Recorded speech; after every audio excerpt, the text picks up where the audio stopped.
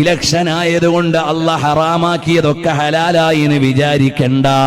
50% പെണ്ണിന് സംവരണമുണ്ടെന്ന് കരുതി മതം നിഷിദ്ധമാക്കിയത് ഹലാലായിട്ടില്ല, വിലക്കിയത് ഹലാലായിട്ടില്ല. അന്യ സ്ത്രീ പുരുഷൻ സമ്പർക്കത്തിന്റെ നിയമം മാറ്റിവെച്ചിട്ടില്ല. രാഷ്ട്രീയത്തിന്റെ പേരിൽ എന്തുമാകാമെന്നാരും വിചാരിക്കണ്ട. അവനവന്റെ തഖ്വ അവനവൻ ആലോചിച്ചോ. നിന്റെ കൂടെ ഖബറിലേക്ക് വരാൻ, വോട്ട് പിടിക്കാൻ കൂടെ വരുന്ന നാട്ടുകാരില്ല.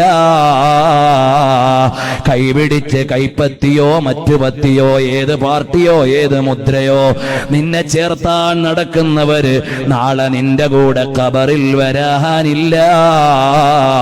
വോട്ട് തന്നവരില്ല, വോട്ട് പിടിച്ചവരില്ല, കൂട്ടുപിടിച്ചവരില്ല, സ്ഥാനാർത്ഥിയാക്കിയവരില്ല. അവനവൻ ഒരു ലോകം വരാനുണ്ട്. അതാ ഈ ഇലക്ഷൻ പ്രഖ്യാപിച്ചു കഴിഞ്ഞപ്പോ തന്നെ നോമിനേറ്റ് ചെയ്ത അല്ലെങ്കിൽ നാമനിർദ്ദേശം കൊടുത്ത സ്ഥാനാർത്ഥികള് പലരും മരിച്ചുപോയില്ലേ? ഒരു സ്ഥാനാർത്ഥി തിരുവനന്തപുരത്ത് മരം വീണ് മരിച്ചു അത്രേ. എത്ര വലിയ സ്വപ്നത്തിലാണ് ഇറങ്ങിയത്. പടച്ചവന്റെ തീരുമാനം വന്നു, മത്സരിക്കണ്ട.